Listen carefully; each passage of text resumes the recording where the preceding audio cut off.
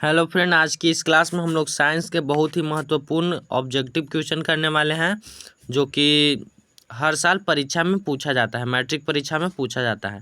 तो आप लोग क्लास में अंत तक बने रहिएगा और आपको क्लास अच्छा रहेगा तो क्लास को अपने दोस्तों तक शेयर कीजिएगा।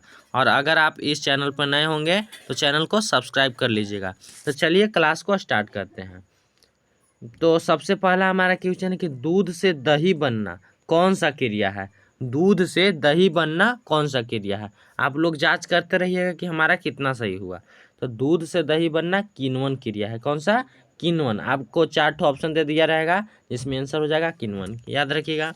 फिर है कि हमारा शरीर पीएच के कितने परास के बीच कार्य करता है। हमारा शरीर पीएच के कितने परास के बीच कार्य करता है। तो 2.1 से 3.8 के बीच। कितना? 2.1 से 3.8 के बीच, यानी अम्लीय। हम बता दे रहे हैं पीएच मान क्या होता है। तो देख लीजिए, एक ठो स्केल हम बना दे रहे हैं, स्केल बना दे रहे हैं। यह हो जाएगा 0, सॉरी 0 नहीं, यहाँ पर 7 हो जाएगा। 7 के बाद 8, 9, 10 और इधर कम हो जाएगा 6, 5, 4। ठीक है। तो अगर 7 से किसी विलयन का पीएच मान कम हो तो उसको हम कहेंगे अम्लीय। क्या कहेंगे? अम्लीय। ठीक है, एसिड यानी एसिडिक। ठीक है, अम्लीय कहेंगे। और कोई विलयन का पीएच मान 7 से अगर ज़्यादा रहेगा तो उसको कहेंगे क्षारीय। क्या कहेंगे? क्षारीय, याद रखिएगा। कोई विलयन का पीएच मान अगर 7 से कम रहेगा तो उसको क्या कहेंगे? अम्लीय। और कोई विलयन का पीएच मान 7 से ज़्यादा रहेगा तो उसे क्षारीय कहेंगे। समझ में आ गया? और आप लोग पूछिएगा कि 7 रहेगा तो हम उसको क्या कहेंगे? तो इसको आप लवण कह सकते हैं। क्या कह सकते हैं? लवण। शुद्ध जल भी बोल सकते हैं, शुद्ध जल भी बोल सकते हैं, और उदासीन विलयन भी बोल सकते हैं। समझ में आ गया? 3 तो बोल सकते हैं, उदासीन विलयन भी बोल सकते हैं। क्लियर है? कोई दिक्कत?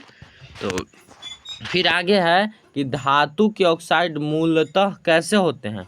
धातु के ऑक्साइड मूलतः कैसे होते हैं? तो भस्म यानी क्षारीय होते हैं। कैसे होते हैं? क्षारीय होते हैं, याद रखिएगा। समझ में आ गया? फिर है कि लाल पत्ता गोभी उदाहरण है। लाल पत्ता गोभी उदाहरण है। तो किस सूचक पूछ रहा है यहाँ के? लाल पत्ता गोभी किस सूचक का उदाहरण है? तो इसका हो जाएगा प्राकृतिक सूचक। क्या हो जाएगा? प्राकृतिक सूचक, याद रखिएगा। फिर है कि बहते हुए रक्त को रोकने के लिए उपयोगी है। क्या उपयोगी है? तो फिटकिरी। क्या हो जाएगा? फिटकिरी। फिर आगे है कि लोहा को जिंक से लेपित करने की क्रिया को क्या कहते हैं। लोहा को जिंक से लेपित करने की क्रिया को क्या कहते हैं? यहाँ पर थोड़ा सा टाइपिंग मिस्टेक है। लोहा को जिंक से लेपित करने की क्रिया गैल्वेनीकरण कहलाता है। क्या? गैल्वेनीकरण कहलाता है। गैल्वेनीकरण, याद रखिएगा, लिख लीजिएगा। फिर है कि आभूषण बनाने वाला सोना होता है। आभूषण बनाने वाला सोना कितने कैरेट का होता है? तो आभूषण बनाने वाला सोना 22 कैरेट का होता है। और अगर आपसे पूछे कि शुद्ध सोना कितने कैरेट का होता है, तो शुद्ध सोना 24 कैरेट का होता है। कितने कैरेट का? 24 कैरेट का, याद रखिएगा। फिर आगे है कि तांबा और टीन के मिश्र धातु को क्या कहते हैं?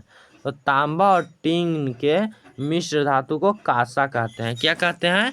कांसा कहते हैं। ठीक है। फिर है कि जिंक ब्लेड अयस्क है। जिंक ब्लेड किसका अयस्क है? तो जिंक ब्लेड जस्ता का अयस्क है। किसका? जस्ता का, याद रखिएगा।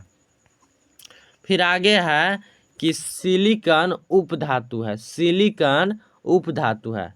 सिलिकॉन क्या है? उपधातु है। आंसर भी हम बता दिए। आपसे पूछेगा कि सिलिकॉन क्या है, सिलिकॉन क्या है, तो आपको आंसर देना है कि सिलिकॉन एक प्रकार का उपधातु है। क्लियर? फिर है कि जंगरोधी स्टील क्या है। जंगरोधी स्टील क्या होता है, चाहे क्या है पूछेगा। तो जंगरोधी स्टील एक प्रकार का मिश्र धातु होता है। क्या होता है? मिश्र धातु होता है। समझ में आ गया? फिर है कि कमरे के ताप पर द्रव अवस्था में रहने वाला एकमात्र धातु कौन सा है? कमरे के ताप पर द्रव अवस्था में रहने वाला एकमात्र धातु कौन सा है? तो इसका आंसर हो जाएगा ब्रोमीन है। क्या? ब्रोमीन, जिसका संकेत Br होता है, याद रखिएगा।